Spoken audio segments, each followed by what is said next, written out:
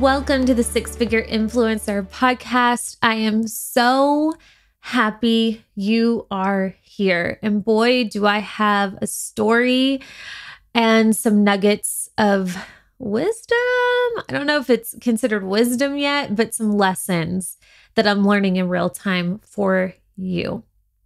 So let's just go ahead and dive in. I have talked a few different times on this podcast about how I am actively hiring what I am calling my behind the scenes boss ninja, AKA what boring people call an online business manager. And I call it behind the scenes boss ninja. And I, put call to actions on this podcast for anybody interested to fill out an application. I've talked about it on my stories. It's just time. And what I couldn't have expected, but was so pleasantly surprised to experience, was the influx of not just applicants, but the most incredible applicants for this job. I was blown away, and it made me feel so good because every single one, in many cases, were very qualified for this job and would have slayed this job, I believe. And also the fact that they wanted to work with me and align themselves with my mission and what I'm here to do on this planet via my business. It was just it meant so much to me. And it was so incredible. All right. So I think I had a total of 10-ish, maybe a few more, maybe like around 12 applicants that submitted an application. I narrowed it down. I had to narrow it down, and I narrowed it down to 7 or 8. And I sat down with each of these applicants face to face on Zoom, and we went through an interview, right? What is so crazy is by the end of the interview process, and after interviewing every single person, I was nowhere more clear on who I wanted to hire in that moment after I was done with the interviews than prior to interviews. Everybody was that good, that charismatic, that warm. You think, or I think I can pick up on people's energies, and I really can. And I was like, I'll know if somebody is not a good fit. But apparently, like, everybody was just a really good fit, or I'm really not as good as picking up on energy as I thought, because by the end of it, I was like, oh crap, this is going to be super, super interesting. And I came on my stories and I expressed this because I had told these beauties that I would be letting them know by a certain date who I was choosing, or, what the next steps would be, whether we do a second interview or something. And I really wanted to move forward. I really didn't want to do a second interview. I'm ready to go. This has been a long time in the making. This is something that I've been struggling with personally in my business for quite some time. We'll talk more about that in just a second. I was ready to make this decision and move forward.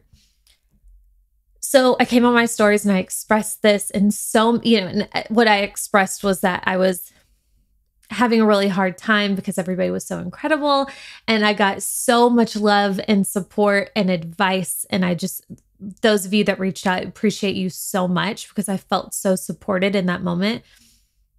And it came down to Friday, which was the day that I needed to make the decision. And I said, okay, it's time. I need to stop talking about this. I need to stop talking to Chris. I need to stop talking to my friends and looking for outward advice. And I need to find a way to get quiet and make this decision. So I went to a coffee shop by myself. I rewatched a few of the interviews. I had it narrowed down to 3 applicants. And by about an hour into the coffee shop, I had narrowed it down to 2. And these women were neck and neck. Both incredible fit. Incredible. I had pros and cons lists for each. There were 0 cons on either one. They were so great, both of these women.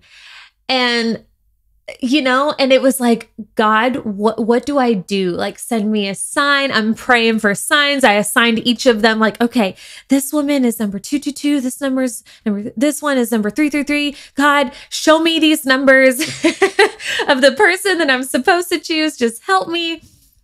I was like, agonizing is a very strong word, but I really was struggling, and I'm calling Chris and I'm like, I don't know what to do. And he's like, figure it out. So anyway, I chose my person. I just chose. Okay. I rationalized it in my mind and I made the decision. And I said, based on what I know in front of me, this feels like the best decision. And I had this feeling that either way I went, it would have worked out just fine. But I said, no, I think this is the way that we need to go. So I took a deep breath. And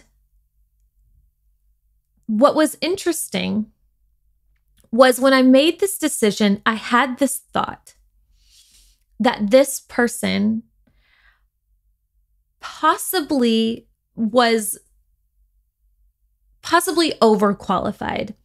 I knew the job that she was doing now. I knew the work that she was doing and, what she had done in the past, right? And I had a small, I guess, worry that what she would be doing in my business, although this position would no doubt grow and expand and evolve over time, where it would start, I had a fear that she may not be in love with it. So I said, okay, I'm going to call her and I'm going to have a conversation and I'm going to ask her one more time if this is okay. And I'm going to tell her my exact concerns and I can let her decide, right? I'm essentially going to offer her the position. So I called her. We got on the phone. I said what I needed to say. And to be fair, I caught her off guard, right? I didn't say, hey, sleep on it, which in hindsight, I should have let her sleep on it. No doubt. Because when somebody calls you and they're like, hey, yes or no, is this what you want? Tell me quick. And I didn't say that, right? But it was like, I asked her to decide then. Here's the position. Do you want it? And she said, yes, I want the position. I'm so excited. Yes, I hear you. I'm so good with the job description. Yes. And I said, cool. There's our answer. Congratulations. I'm so excited to work with you. Hung up the phone. Now what I needed to do was reach out to my other beautiful applicants and tell them that I've decided to move forward with somebody else. And I did that individually per person.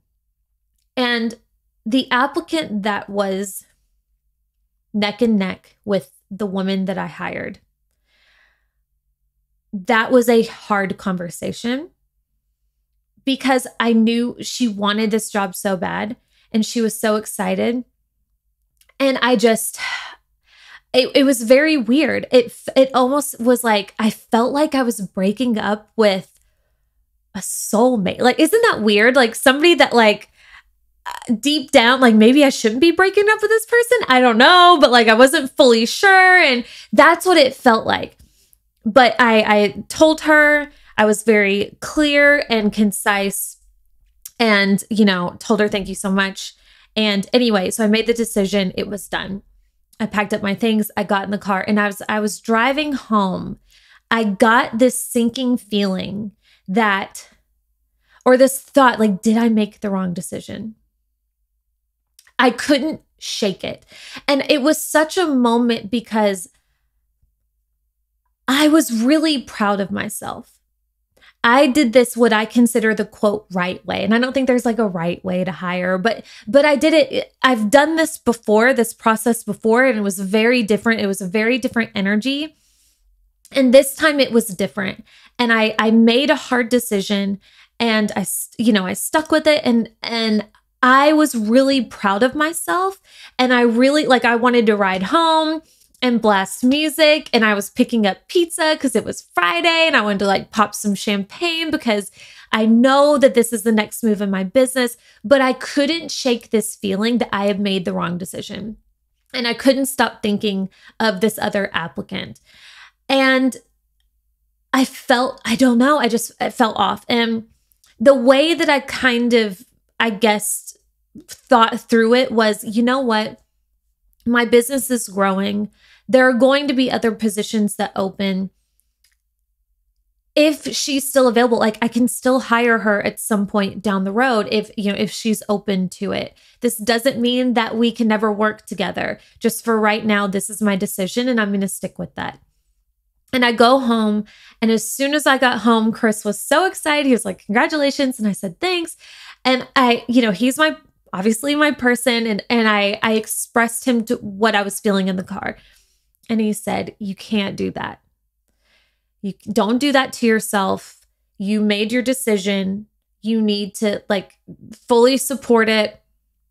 Stand by it. Don't allow yourself to think what if scenarios, because they're just going to make you crazy. And that's not going to help you. It's not going to help your person.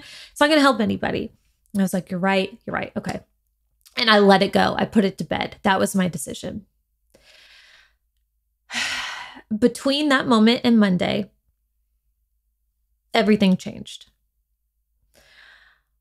What happened, long story short, was my new hire reached out to me and asked for a phone call, which of course was happy to oblige. We got on the call, and ultimately she expressed to me very honestly, very humbly that she didn't feel like the position was as aligned as she had initially thought. That, the direction she was going, it was going in a different direction with my position. And after accepting the position, just she was having second thoughts. And again, she was so honest. She was so just, it was a great conversation. And initially I had an instant thought of, oh gosh, because this has happened before. This actual scenario has happened to me before. And my thought was not again. This cannot be happening again. And that was my first thought. And then for whatever reason, I quickly was overcome with this very calm gratitude for this conversation. And what I told her is exactly how I feel, which is I'm so thankful that you spoke up about this. I'm so thankful that you are listening to your gut and that you're trusting yourself and you're having this conversation with me now versus in a week, in a month, in a year. Right. And I was I respect that so much more than you know. And she was upset, right? She was very upset that this was happening. And I was please don't be upset. It's not ideal, but I respect you. You know what you're talking about. It's going to be okay. I have no doubt it's going to be okay. And I felt that in my bones, it was going to be fine. So we got off the phone and I took a deep breath and I just knew it was fine. Not ideal, not what I wanted, but I knew it was going to work out. So eventually what I decided to do was I reached back out to the woman who was neck and neck with my first hire. And I reached out to her and I was very honest with her that things had changed and then I would love to have a conversation. We got on a call. I told her what had happened. I told her how I felt about her and asked her if she would still be interested in the position. She said, not yes, but hell yes.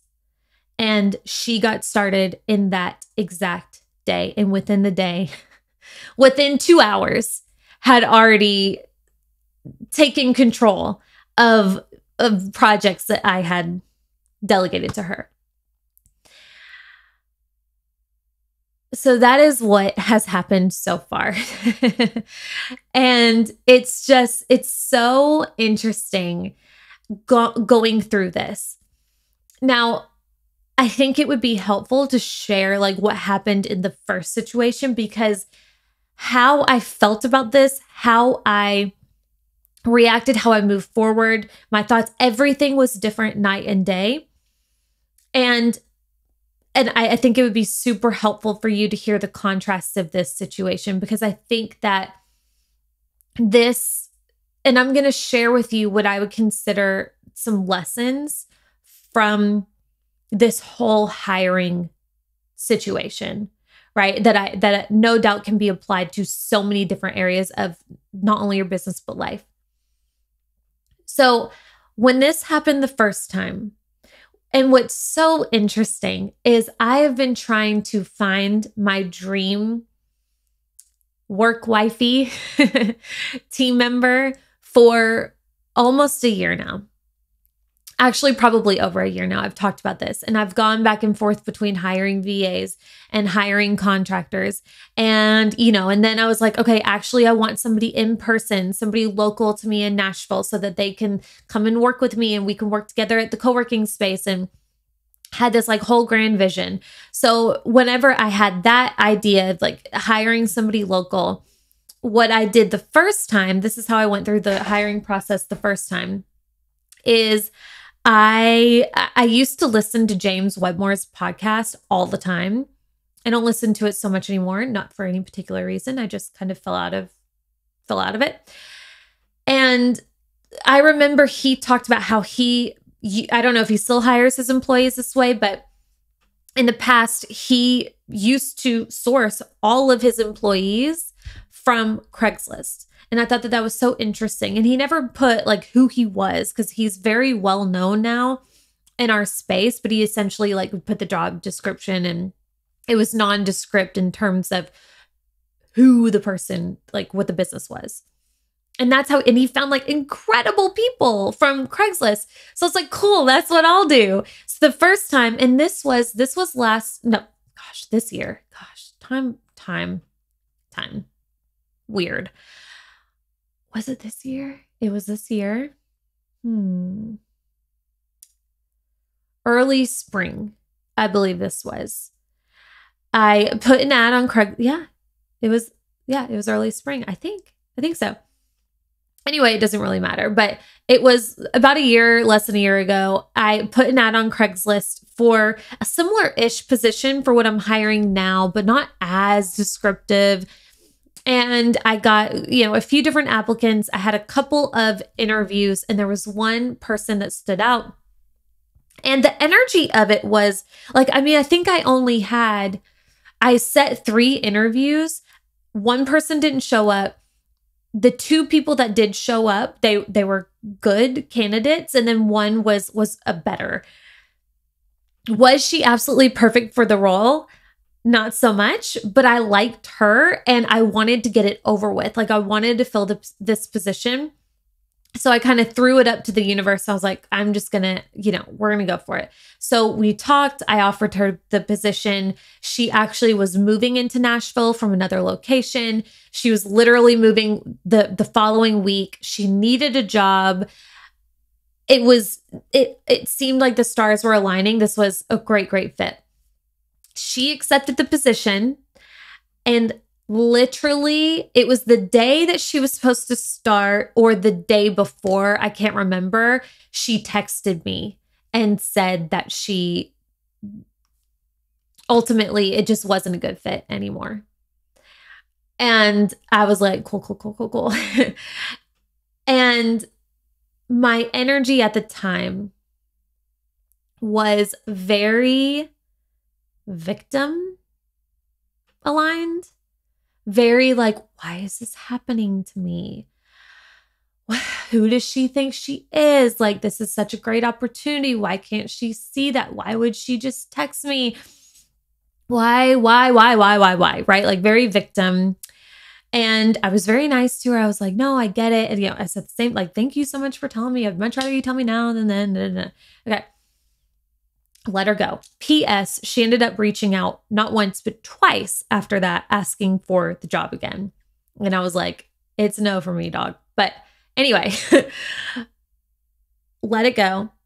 But instead of moving forward and, going and getting more applicants, I let it stop me in my tracks. I let myself become defeated. I let myself assume the role of full victim. Instead of saying, man, yeah, this sucks, but also there's somebody else that's obviously better, and I just need to do the aligned action so she can find me and so that we can come together, right? Instead of doing that and continuing to move forward, I let it stop me and I let myself be right. And the right at that time was, I am a victim. Why is this happening to me? It must not be the right time for me to hire. So F it. I can't trust anybody. I'm just going to do it all myself. And I ended up making my life a lot harder. No doubt, I have no doubt stunted my own growth in that moment. And I just stopped. And from that moment on, this was earlier this year, until this past month, did not put out another application again. And I know I've talked about it on this podcast. I know I've talked about it so many times that I know I need support in my business. And I do have support. I have contractors. I'm good at outsourcing certain projects, and that's something that I've improved. But full support in my business is what I really, really desired. But I let that one moment of disappointment hinder me and stop me. So I stopped. All right. Fast forward to what just happened just a few days ago. The difference then, or the difference in both situations, is how I thought about the situation as it was happening. I had an initial very split reaction of, oh no, not again. Why is this happening? And within the second, caught it and said, no, there's a reason why this is happening. I'm not going to be bothered. I'm not going to freak out. I handled it with poise. I kept my cool. I actually laughed about it in real time, not even after the fact. I literally walked out of the room laughing and told Chris what happened. And he was like, you're kidding. And I was like, yeah, it's okay. And he was like, yeah, it's okay. You can just reach out to that. I was like, yeah, we're good. And we moved forward. Very, very different. I did not give myself the luxury of assuming any kind of victim mentality, because there's no time for that. I'm not here to be a victim. I'm here to win the game of my business. And that looks like, cool, like this is where I'm at right now. This is the current situation. I can't change this situation because it's outside of my hands as far as like how my first hire feels. She's allowed to feel that way. But what I can control is how I react and think and behave moving forward. And you already know what happened. And because of that, now I have my hire. Now, here's the interesting part. It's recording podcasts, creating content. I create a lot of things in real time. The smart thing to do would be to keep these things close to my chest and then wait a few months till the dust settles and then come to you and tell you maybe like a more full story. Because is there a chance that my current behind the scenes boss ninja also decides this isn't a good role and also jump ship? And then like, here I am telling the story again. Yes, sure. That's a possibility. Of course it is. So it's a little bit of a risk like coming here, but this is what I like to do. I like to like keep you in the loop real time. I'm like dealing with this in real time, and this is how I'm feeling about the situation. Okay. So here are my lessons thus far from this whole situation. And again, I believe like so many of these are applicable to so many different areas of business. So number one, biggest decision, always go with your gut. Okay. One thing that I did that I think I could have done differently was as soon as the decision became hard, as soon as I assigned like an amount of risk and importance to this decision, it felt heavier. It felt riskier. It felt like I had to get it right the first time. And for whatever reason, I lost trust, or I was losing and putting less weight and trust in my own decision-making capabilities as the owner and the CEO of this business, right? Instead of like, okay, who do I think is the best fit? Like, who do I think I could vibe with the best? Instead of doing that, I looked outward. I was asking for signs, which I don't think is a bad thing, right? But, looking for signs, asking for advice, looking for I didn't flip a coin, but like I probably would have if I had thought about it at the time. The point is like looking outward for the answer versus getting quiet and really, really going with the best decision for me as the only person who could possibly know. This is my business. This is my day-to-day life. This person will be working with me, not with the other people that I asked for, support on this decision. Not to say that you can't look to people for support, of course, right? If there's somebody more qualified who has done this before and who's been through this, yeah, like phone a friend if you need to phone a friend. But also remember and don't discount your own inner knowing is, I think, what I'm trying to say.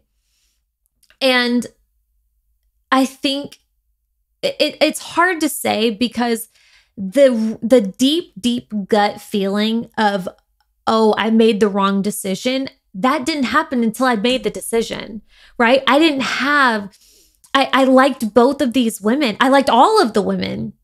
Right. And the problem was, it wasn't until I made the decision that I felt like, I think that might have been wrong. So it's hard to say, but I think like it's so much easier to say in hindsight, but in hindsight, there were some times that I did have the thought, like, I really think it's probably the other person, the person that is working for me now. But I let outside reasoning and other things kind of cloud that judgment. I think it could have been a lot easier and clearer had I had just trusted my gut or looked within and claimed my own power versus looking outward for anything else. Okay. So that's, I think, the biggest lesson from this. The second lesson that really struck me was tapping into this trust and this knowing that things are working out for you, even when you can't see how or why yet. And sometimes it doesn't look the way that you thought it would look, but still trusting that like there's a reason why this is happening. I don't understand. I wouldn't have picked this for myself, but there's a reason why things are happening this way. And eventually it will become clear to me. I believe that can be our reality at all times, but you have to choose that. You have to choose that. That is an option for us, available to us at all times, but it is a choice, because also the other choice that we have is things are always not working out for us. Things are all like, we have bad luck. What can go wrong will always go wrong. Like those are also choices that are also available to us that also can be true for us if we choose them. So you have the choice, that full spectrum of like, where do you decide to live? Where does your mind decide to go? And the difference between the first hire debacle to the most recent was, as I was having this conversation with my first hire, my mind immediately started going to like, this is happening for me. It's going to be okay. I don't know why. And after I got off the phone with her, like I truly felt gratitude for her. And I truly, and I had the thought, like, I think this had to happen maybe for her. Like maybe she had to go through this experience to maybe appreciate the path that she was on.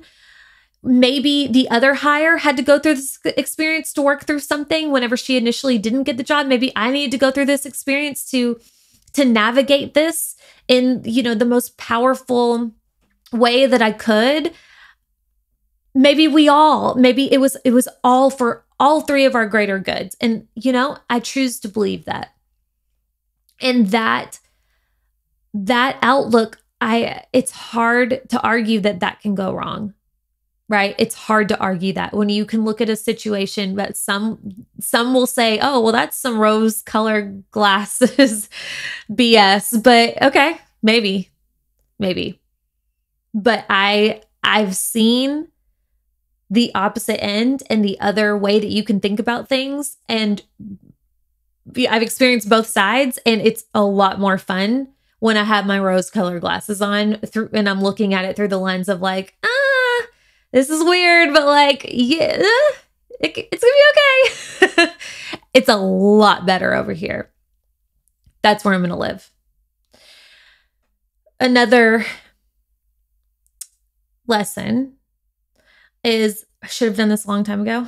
And I think like, all in perfect timing, it's all divine and it happens the way that it's supposed to. But, in my last podcast episode, not the last one, episode 135, I talked about cracking the code to your next level. And then in parentheses, I put probably easier than you thought. I have this like weird inner knowing that had I have done this sooner and pushed past this sooner, I probably would be further along than I am today. I don't know. I have this weird feeling. I think this hiring situation I made into like the monster under the bed. This was like the monster at the end of the level that I keep avoiding. And every time I get to it, I'm like, oh, I'm scared. And I run because of what's happened in the past. And I've stayed on this level. So I know. So my point in sharing that is, first and foremost, when we're talking about delegating and hiring, I don't care how big or small your business is, you are ready to do this. There are things on your plate right now that you can absolutely hire, whether it's in your business or in your personal life, whether it's your finances, whether it's graphics, whether it's a podcast, whether it's managing your email or cleaning the house, watching the kids a few hours, washing your cars, ordering your groceries. These are all different ways that we can delegate and buy time for ourselves. I truly feel no matter what stage of your business that you are at, you are ready to tap into that for yourself and buy yourself some time. And oftentimes, and I've made full podcast episodes on this, so please go find them. And I don't have the numbers, but they're in there. Like talking about like how, and actually one most recently where I shared like all of the ways that I invest and I delegate and outsource personal things and business in my business. And oftentimes the thought is, especially with a smaller or newer business, is I can't afford that yet. Like maybe when my business gets to this level, then I'll hire the person, then I'll get the house cleaned. But how do you think you're going to get to that level?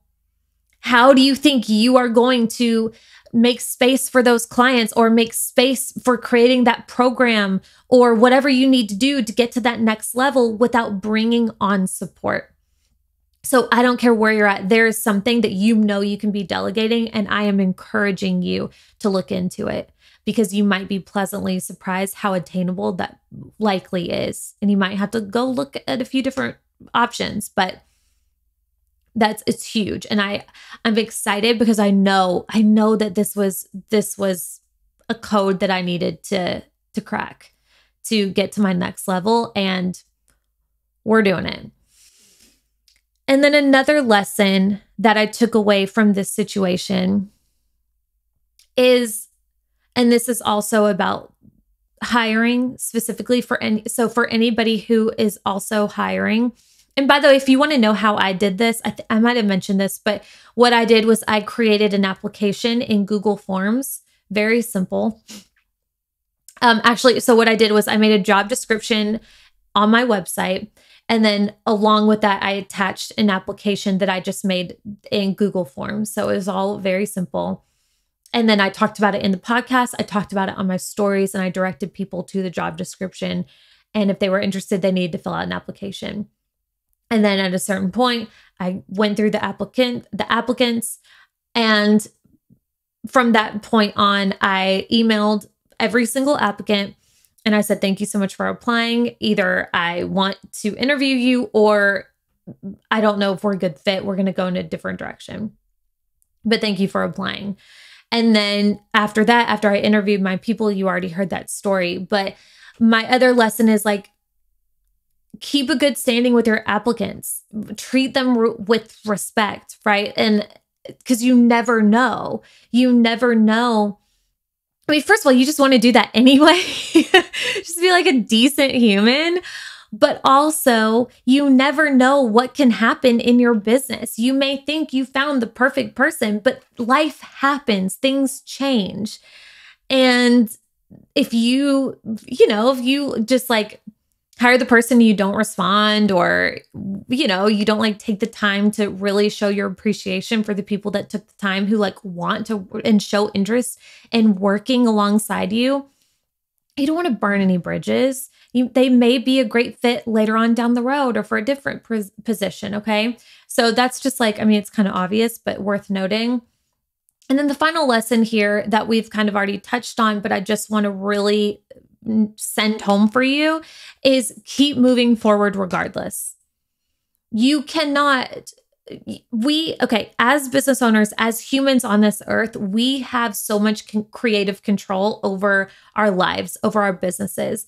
And the way that I like to think about this is we're co-creators, right? Like it's almost as if we are, what's kind of improv, right? It's like we can write the script, but ultimately life is an improv situation. You can co-create so much, but ultimately other people are also doing the same thing. They're in charge of their own lives, and they're going to move and make decisions and think in different ways that you're not going to be able to foresee or sometimes even plan for.